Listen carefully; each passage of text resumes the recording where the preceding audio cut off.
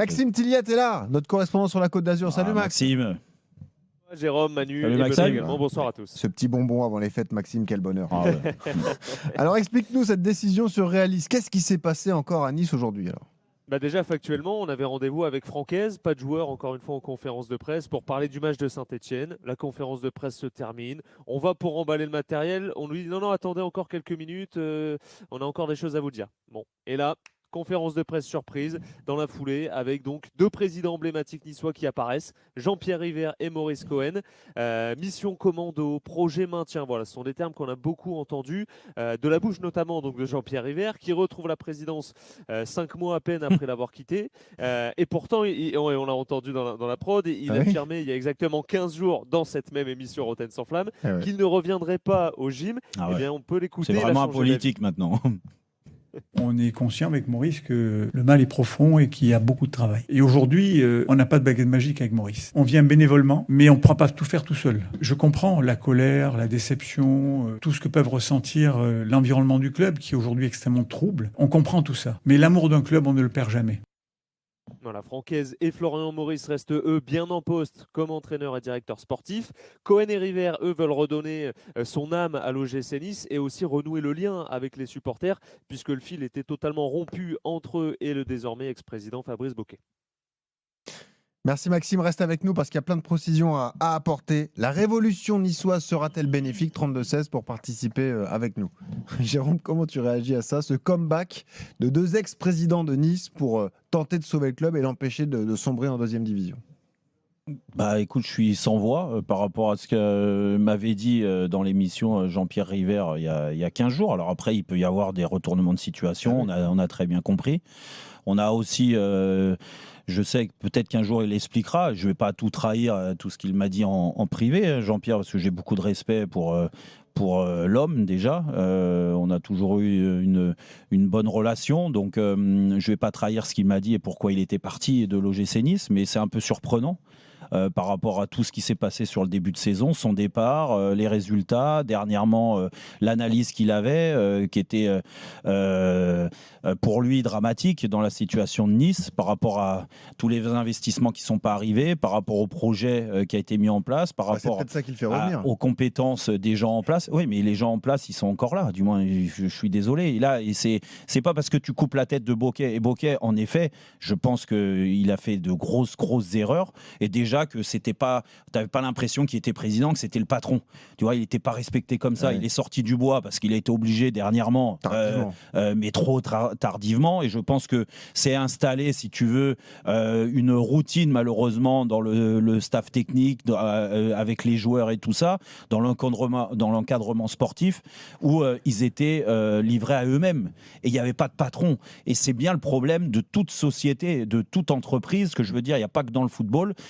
Tu dois déjà avoir un patron tout là-haut. Le propriétaire, donc le propriétaire, il ne va pas changer, c'est toujours Ratcliffe. Et à l'arrivée, Ratcliffe, lui, il a d'autres visions, d'autres intérêts aujourd'hui, et on l'a très bien vu dans l'investissement. Mais après, il a mis, donc, avec Jean-Claude Blanc, ils ont mis Bocquet, le président, donc on est obligé de constater qu'ils se sont trompés de ce côté-là. Donc, ils rétropédalent par rapport au départ de Jean-Pierre River et de Maurice Cohen, donc le retour de Maurice Cohen. Écoute, est-ce que ça va suffire pour sortir Nice de la crise, pour que les joueurs reprennent conscience, en effet, que là, ils sont dans la panade et qu'ils jouent vraiment le maintien? Il va falloir se reprendre et avoir une autre conscience professionnelle qu'ils ont depuis le début. Un encadrement sportif, du moins un staff technique qui doit se remettre dedans avec une motivation bien différente, déjà dans le discours, mais aussi dans les actes. Et ça, Francaise et son staff, c'est la même chose. Il n'y a pas que Francaise, parce qu'il n'est pas tout seul à mettre en place une équipe la semaine et à les entraîner. Et puis, il y a un directeur sportif aussi, qui est Bernardo, qui ne parle jamais, qui a fait des grosses erreurs, qui les assume aussi. Et donc tout ça, est-ce que l'arrivée de M. Cohen et de Jean-Pierre River va changer la donne de ce côté-là? Ils ont tous été confirmés aujourd'hui par la nouvelle direction, Maxime. Et donc ça va peut-être changer la donne. Ils vont certainement leur demander d'avoir un autre comportement et surtout un autre discours. Et surtout d'être les patrons. Quand tu es directeur sportif, tu es le patron du sportif, bordel. Donc tu assumes de A à Z tes prises de décision au mercato d'hiver, en relation avec l'entraîneur, ce qui n'a pas toujours été le cas. Et Manu, il est venu venu nous l'expliquer parce qu'il a une très bonne relation avec Francaise. Donc comme quoi le directeur sportif, il doit assumer, mais assumer publiquement. Et après, peut-être que ça va calmer les ardeurs de chacun et surtout que les joueurs, ils retrouvent leur place de joueurs. Pas autre chose. Ils sont pas là pour donner des leçons. Ils sont pas bons depuis le début. Et pour certains, ils ont une conscience professionnelle qui leur échappe depuis pas mal de mois, voire pas mal d'années, voire tout au long de leur carrière. Parce qu'à l'arrivée, vous savez de qui je parle. On peut parler de Klose, par exemple, un joueur international. Sa conscience professionnelle, je pense qu'il l'a oublié une bonne fois. Dire ça d'un joueur qui a atteint l'équipe de France. Oui, d'accord, mais il l'a oublié. Il l'a oublié par moment à Marseille, il l'a oublié par moment à Lens, il l'a oublié très souvent à Nice. Et lui, comme d'autres, parce qu'il n'est pas tout seul, ils doivent changer leur état d'esprit. Est-ce que Maurice Cohen et Jean-Pierre River vont réussir à faire ça? Je leur souhaite. En tout cas, ce qui est sûr, et là on ne peut plus en douter par rapport à Bocquet qui était là, on se demandait ce qu'il foutait là, c'est que ces deux personnes-là sont amoureux du gym. Donc, ils l'ont répété. Donc, avec l'amour, avec la passion, peut-être qu'ils vont réveiller certains qui se sont endormis. Mais encore une fois, et là je finis et je donne la parole à Manu et à Benoît, je pense très honnêtement qu'il va falloir changer la structure sportive. Alors, l'entraîneur, pour moi, le mal, il est fait, il est trop profond. Donc, ça, c'est pas une victoire en Coupe de France et l'arrivée de Jean-Pierre River et de Maurice Cohen qui va changer la donne, mais surtout aussi les joueurs. Parce qu'il faut redynamiser le groupe. Et c'est que de la fraîcheur externe des joueurs qui va permettre à ce groupe de sortir de la torpeur. Parce que là, franchement, c'est catastrophique. Manu, est-ce que ça peut tout changer à Nice? Bien sûr que non. C'est un binôme qui on connaît justement leur lien avec le GC Nice, les supporters également. Donc aujourd'hui, il fallait quoi? Juste avant les fêtes de Noël, juste avant cette petite mini trêve de 6 jours, puisqu'ils auront 6 jours de repos les joueurs de GC Nice. Aujourd'hui, le club est à la ramasse. À la ramasse sportivement, mais également mentalement. Des joueurs sur le match là qui arrive ce week-end, un exemple, je crois que Francaise est amputé quasiment de la moitié de son effectif. Donc, ça veut dire beaucoup dans l'investissement. Et sur les 12 joueurs, je suis persuadé qu'il y en a beaucoup qui peuvent jouer, mais mentalement, ils ne sont pas là. Ils refusent de reprendre. Il y en a beaucoup. C'est pas en Coupe de France qu'on va les appeler. Non, mais ce que je veux dire par là, c'est qu'il y a des joueurs aujourd'hui qui ont placé leur nom sur le mercato hivernal qui va commencer début janvier. Donc, je pense qu'il y avait véritablement la nécessité, c'était indispensable d'envoyer un message fort avant les fêtes de Noël pour éventuellement rassurer certains joueurs, pour essayer de remettre le contact, la communication en œuvre et pourquoi pas les persuader de rester, de continuer au sein du club. Ce qui est loin d'être garanti. Pour moi, la deuxième chose, c'est surtout la déclaration de Francaise. Il a fait un communiqué dans la presse et parmi tout ce qu'il a pu dire, il y a une phrase qui m'interpelle par-dessus tout et qui pour moi est très symbolique des problèmes que l'OGC Nice traîne depuis des mois et des mois, qui est un lien direct avec la qualité de l'effectif. Pas vraiment la qualité, mais surtout les options dans l'effectif à certaines positions en fait. Quand il dit on sait qu'on doit améliorer l'effectif, alors si je peux contribuer à la demande de la direction sportive à appeler des gens que je connais, que j'ai eu ou que je n'ai pas eu, bien sûr que je suis là et que je travaille. Ça veut dire quoi ? Ça veut dire que comme dans beaucoup de clubs, et trop souvent on voit la même chose, c'est que celui qui est en charge de l'effectif et des résultats, on lui demande jamais son avis dans la constitution d'un effectif. Ça c'est problématique. Donc, quand on voit les problèmes qu'il y a eu, voilà, il a validé tous les joueurs quand même. Hein. Oui, mais il y a quand même certains profils sur lesquels il n'était pas d'accord à la fois avec le président et avec le directeur sportif. Ça c'est un avis ou une info? Alors, c'est pas un avis ou une info, je pense qu'il s'en est pas caché. Même si tu regardes toutes les déclarations dans la presse depuis, depuis le mois d'août, il a dit certaines choses Francaise, donc c'est peut-être passé entre les lignes auprès de beaucoup de monde. En tout cas, moi, il m'a pas perdu en fait.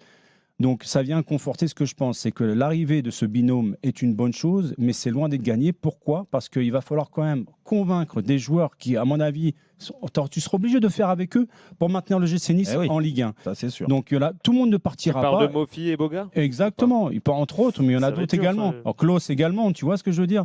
Il y a des joueurs sur lesquels il faut que tu comptes jusqu'à la fin de saison, il faudra les convaincre que leur avenir à l'heure actuelle est à l'OGC Nice. Mais la clé, c'est pas l'investisseur, en fait, quand je vous entends. Mais Ineos, excuse-moi Benoît, Ineos, je sais ce que j'allais terminer. J'allais terminer avec Ineos et avec Radcliffe. quand on voit le sac de problèmes, le sac à dos énorme qu'il avait avec Manchester United depuis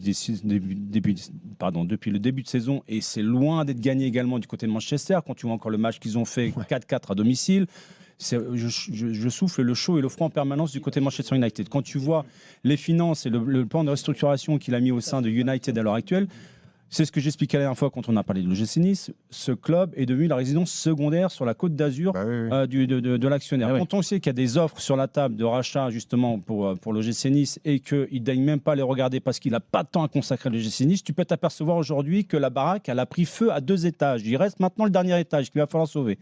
Donc c'est à lui de se réveiller. Et ça a commencé par la nomination d'un binôme au sein du club pour rassurer tout le monde. Benoît, qu'est-ce que t'en penses, toi? Est-ce que cette nouvelle direction, ça peut inverser les choses à Nice? Et je rejoins Manu, c'est qu'il fallait bouger à un moment donné, il fallait changer quelque chose. C'était un tel bazar qu'à un moment donné, il fallait réagir. Là, on fait appel à des historiques qui connaissent le club parfaitement.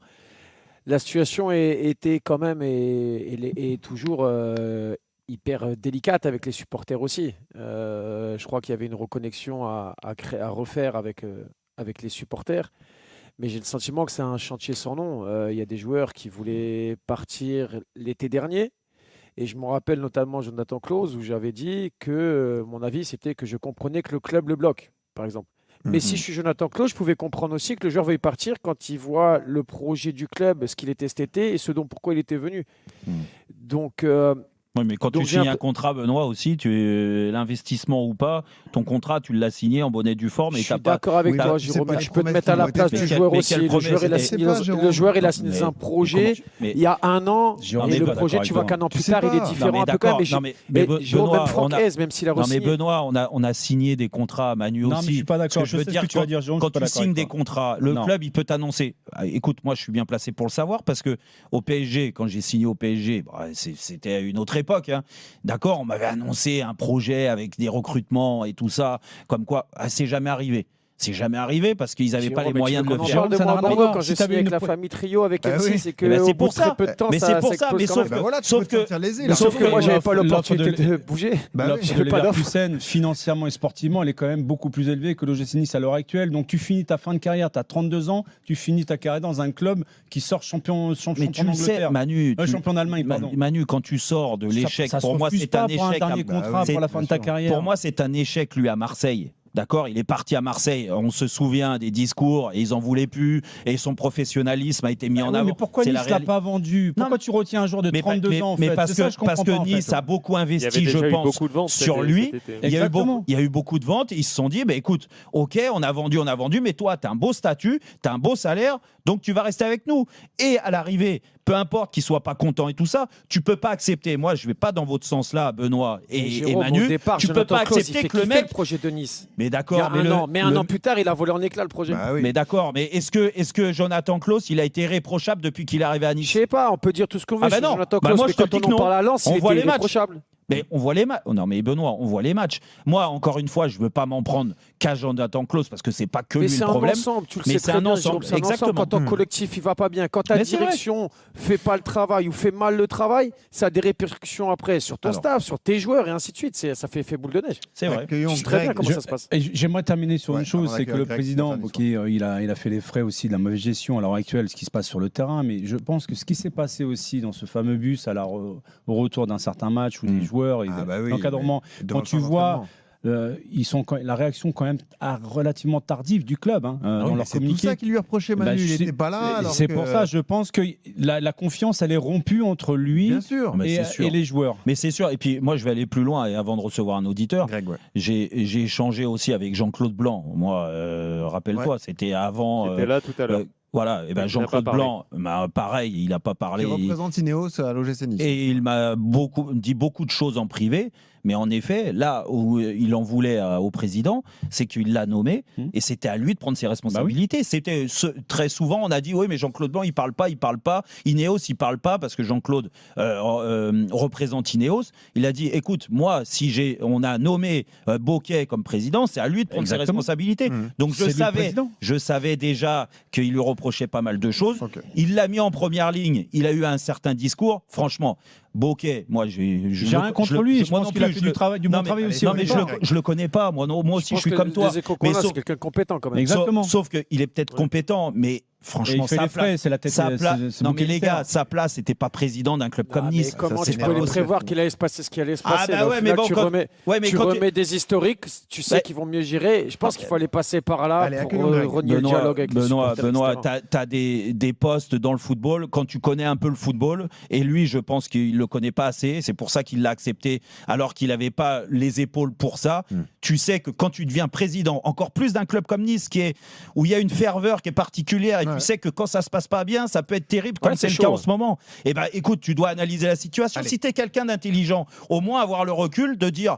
Bah, écoute, c'est peut-être pas le poste que j'espérais. Et Jean-Claude Plan, je pense que Jean-Claude s'est trompé là-dessus. Par contre, Greg, supporter niçois avec nous, Jérôme, au 32-16. Salut Greg.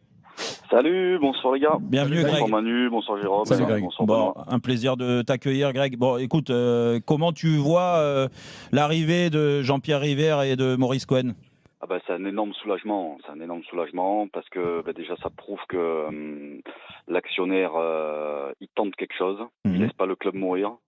Donc déjà il y a une réaction. Après ça fait plaisir de revoir. Il a pris son temps quand même, l'actionnaire. Gus là. Ouais, mais bon, il vaut mieux des fois prendre un peu son temps plutôt que faire des conneries. Il vaut mieux que trop tard que jamais, c'est ça que tu es en train de dire. Il vaut tard que jamais. Ouais. Ça avait bien il y avait des petits échos qu'il y avait quelque chose qui allait changer sur certaines émissions de supporters. On entendait quelques petits trucs, mais alors surtout pas ça, quoi. On s'entendait pas du tout à ça. C'est une très belle surprise. Maintenant, on va voir ce que ça a donné. Pour revenir juste à la présidence de Fabrice Bokeh, ça allait pas du tout depuis le début. Depuis le début, il n'y avait pas d'élan. On était petits bras. Pour exemple, c'est peut-être passé comme ça, comme une lettre à la poste dans les médias, mais la première décision qu'il a prise, vous savez qu'est-ce que c'est? C'est de réduire la capacité du stade. Alors qu'on peut potentiellement jouer la Ligue des Champions. Ouais. De faire descendre les étages supérieurs en plus bas, oui. Voilà, la première décision qu'il prend, c'est réduire la capacité du stade. Alors que tous les autres clubs, quand ils jouent la Ligue des Champions, ils essayent d'augmenter leur capacité. Normalement, Non. Nous, c'est surtout pas pour nous, quoi. Oh là là, laisse tomber. Après, c'est un stade qui est difficile à remplir. Ça donne un exemple de la mentalité, quoi. C'est toujours difficile de remplir l'Alliance Riviera, quoi. Oui, non, mais ouais, c'est difficile. Mais sauf que si tu joues la Ligue des Champions, alors c'est très dur de se qualifier. On voit très bien que sur le plan européen, on n'est pas au niveau. Mais si tu joues la Ligue des Champions, tu reçois des équipes comme le Real, le Barça, ou je sais pas, le stade il est plein. Contre Marseille, c'est plein. Contre Paris, c'est plein. Sauf que la différence, est peut-être par rapport aux joueurs, au staff technique et aux supporters, comme tu es, c'est que eux, ils se sont dit, les dirigeants. Franchement, nous, on va pas la jouer, la Ligue des Champions. De toute façon, on va rien faire pour la jouer parce que l'effectif s'est affaibli, ils ont vendu tout le monde. D'accord? Donc, ils ont très peu recruté. Donc, en ayant une équipe inférieure à celle que tu avais l'année dernière, comment tu pouvais espérer passer les 2 tours de qualif et faire tomber Benfica? Parce que c'était contre Benfica. Heureusement d'ailleurs qu'ils ne sont pas qualifiés. Mais de toute façon, ils ne pouvaient pas. Ils n'ont pas existé. Ils ne sont pas invités. Même en Europa League, ils ne sont pas invités. Même en Conference League, ils n'auraient pas été invités de toute façon. Merci à Greg, supporter niçois d'être venu au 32-16. Merci à Maxime Tilliette qui continue de couvrir l'actualité de Monaco et de Nice sur la Côte d'Azur. Et c'est vrai qu'il a dit quelque chose de bien. Moi, je suis content de revoir Maurice Cohen et Jean-Pierre River. On est habitué, ils viennent juste de partir. Mais Maurice Cohen, c'est quand même une figure. Ouais, moi je me souviens, et rappelle-toi le travail de Maurice Cohen à l'époque, il a fait remonter Nice en Ligue 1 et cette équipe, elle avait du caractère, elle lui ressemblait. Non, franchement, c'était il y a 20 ans, quoi. Oui, mais bon. Je vous parle d'un temps. Les moins de 20 ans. Prochain match pour Nice, la Coupe de France face à Saint-Etienne, ce sera dimanche à 14h45 et prochain match de Ligue 1, ce sera le 3 janvier face à Strasbourg.